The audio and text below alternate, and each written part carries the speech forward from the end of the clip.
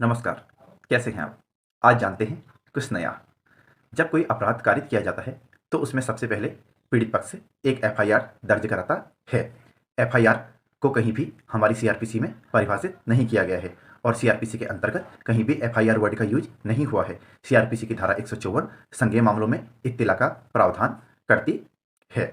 जब हम एफआईआर दर्ज कराते हैं, मतलब संज्ञेय मामलों में इत्तिला देते हैं, हम यहाँ एफआईआर वर्ड लेके ही चलेंगे। तो जब हम एफआईआर दर्ज कराते हैं, तो उसके बाद पुलिस ऐसे मामले में इन्वेस्टिगेशन करती है और इन्वेस्टिगेशन पूरा होने के बाद पुलिस उसमें 60 या 90 दिनों के अंतर्गत जैसा भी मामला हो, अपनी रिपोर्ट, मतलब जिसे चार्जशीट कहते हैं, वो दाखिल कर देती है। पुलिस रिपोर्ट मतलब चार्जशीट दाखिल कर देती है। ऐसी चार्जशीट उस मामले से संबंधित जो मजिस्ट्रेट होता है, जिसका जुरिडिक्शन में मामला आता है या जो ऐसे मामले को सुन सकता है, उसके सामने चार्जशीट दायर की जाती है। जब एफआईआर होती है तो पुलिस मामले का इन्वेस्टिगेशन करती है और इन्वेस्टिगेशन के साथ साथ पुलिस ऐसे मामले में एक केस डायरी तैयार करती है। केस डायरी जिसे आप शॉर्ट में सीडीवी कहते हैं। क्या आपको पता है केस डायरी कहाँ पर डिफाइन है? केस डायरी को सीआरपीसी की धारा 172 में डिफाइन किया गया है। और पुलिस अपनी रिपोर्ट जो चार्जशीट होती है वो कहाँ पर दायर करती है?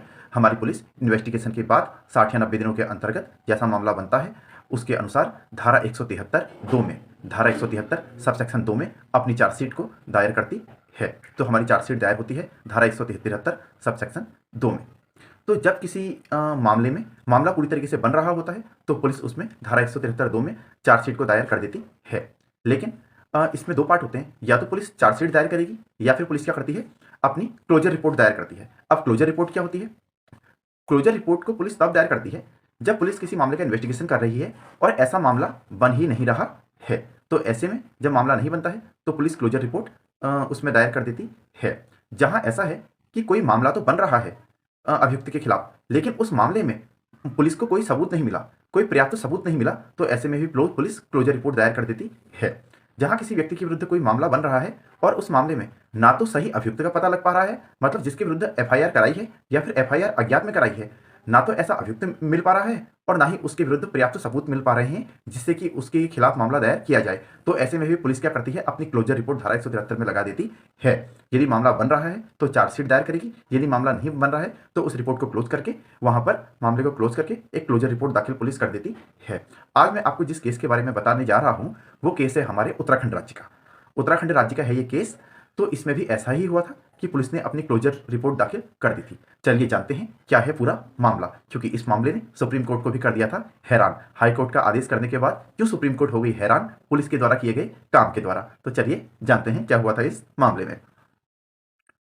सबसे पहले मैं आपको ये बता देता हूँ, हमारी सीआरपीसी में दो तरीके के मामले दिए गए हैं। मतलब हमारी सीआरपीसी की धारा 320 में अपराधों का समन दिया गया है और उसमें दो प्रकार के मामले दिए गए हैं। एक तो हैं कंपाउंडेबल नेचर के और दूसरे हैं नॉन कंपाउंडेबल नेचर के। कंपाउंडेबल नेचर के मामले वो होते हैं जिनको आप जिस कोर्ट में आपका मामला चल रहा है उस कोर्ट के सामने वापस ले सकते हैं। मतलब जो उसमें विक्टिम पार्टी है उस कोर्ट के सामने आवेदन करके ऐसे मामले को वापस ले सकती है। दूसरे मामले होते हैं नॉन कंपाउंडेबल नेचर के, मतलब जिन्हें असमनीय मामले कहा जाता है। ऐसे मामले आप ट्रायल कोर्ट के सामने वापस नहीं ले सकते। ऐसे मामलों को वापस लेने के लिए आपको हाईकोर्ट जाना होता है।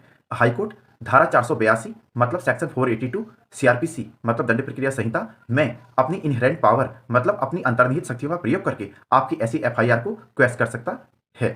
तो जहां पर मामला कंपाउंडेबल नेचर का है वो तो आप अपने ट्रायल कोर्ट से ही वापस ले सकते हैं, लेकिन जहां पर मामला नॉन कंपाउंडेबल नेचर का है वहां पर आपको जाना होता है हाईकोर्ट। और हाईकोर्ट ऐसे मामले में आपके आवेदन पर ऐसे मतलब जो एफआईआर की गई है उस एफआईआर को कर देती है धारा 482 के अंतर्गत क्वेश। ये धारा 482 जो है वो है सीआरपीसी की मतलब दंड प्रक्रिया संहिता की। जब आप हाईकोर्ट के समक्ष धारा 482 सीआरपीसी में किसी एफआईआर को क्वेश करने के लिए आवेदन करते हैं तो ऐसे में हाईकोर्ट जो भी मामले नॉन कंपाउंडेबल नेचर के होते हैं उन सबको क्वेश कर देती है। इसके लिए दोनों पार्टीज के बीच समझौता होना बहुत जरूरी है। जब पार्टीज के बीच समझौता हो जाएगा ऐसे में ही जो विक्टिम पार्टी है अपनी एफआईआर को क्वेश कराने मतलब अपने मामले को वापस लेने के लिए हाईकोर्ट जाएगी। ऐसे अपराध जो समाज के खिलाफ होते हैं, मतलब पूरे समाज के खिलाफ होते हैं, हालांकि स्टेट वर्सेस जो भी मामला होता है तो वो पूरे समाज के विरुद्ध ही माना जाता है। लेकिन कुछ मामले ऐसे होते हैं जिन्हें बहुत ज़्यादा हीनियस क्राइम माना जाता है, बहुत ज़्यादा गंभीर अपराध माना जाता है, जैसे पॉक्सो एक्ट के मामले, रेप के मामले धारा 376 आईपीसी और धारा 302 हत्या के मामले। ऐसे मामलों में हाईकोर्ट कभी कभी क्या ज़्यादातर देखा जाता है कि एफआईआर को क्वेश नहीं करती है। हाईकोर्ट ऐसे मामलों में मुकदमों का पूरा ट्रायल चाहती है, क्योंकि ये मामले बहुत ही ज़्यादा गंभीर प्रकृति के हैं और सामान्यतः ऐसे मामलों को वापस नहीं लिया जा सकता। अगर कोई मामला ऐसे ही नॉर्मल थोड़ा सामान्य प्रकृति का है तो हाईकोर्ट ऐसे में ज़्यादा प्रेशर नहीं देती है और आपकी एफआईआर को कर देती है क्वेश।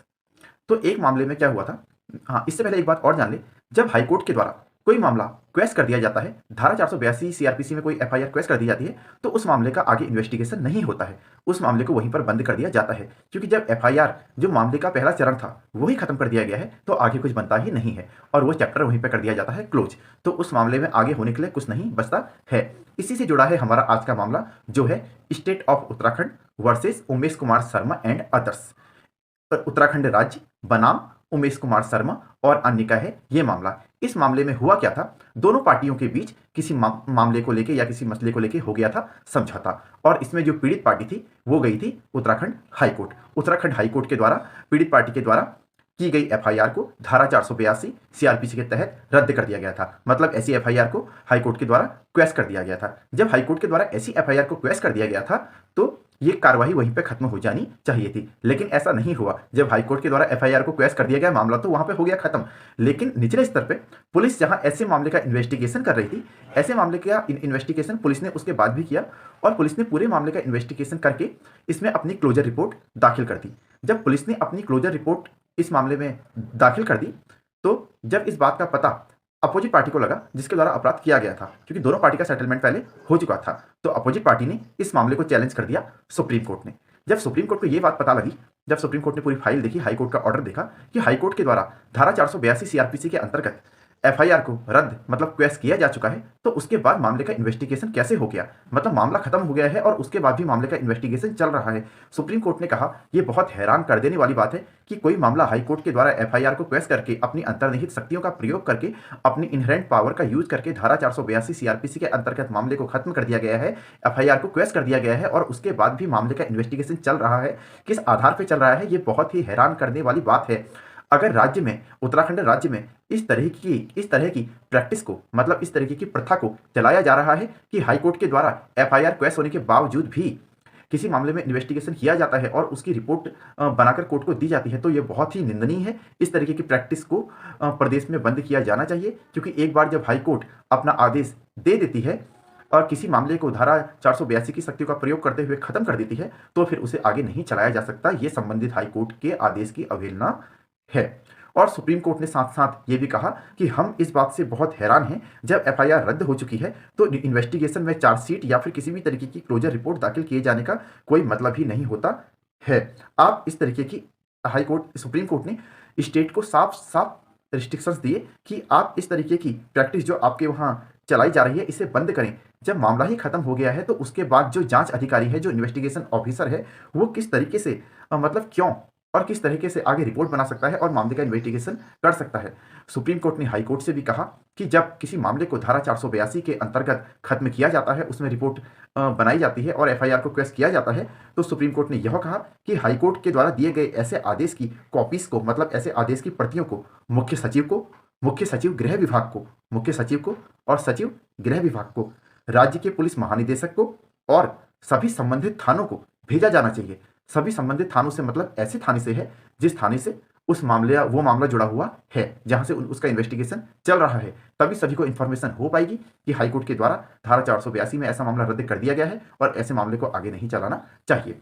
तो फ्रेंड्स, आप सभी जान गए होंगे कि क्या होते हैं compoundable and non compoundable nature के मामले, क्या होती है चार्जशीट और क्या होती है क्लोजर रिपोर्ट, और क्या होती है धारा 482 सीआरपीसी, और कब चार्जशीट और क्लोजर रिपोर्ट दाखिल होती हैं, इन्हें क्यों किया जाना चाहिए और क्यों नहीं किया जाना चाहिए। मिलते हैं ऐसे अगले ही वीडियो में। नमस्कार।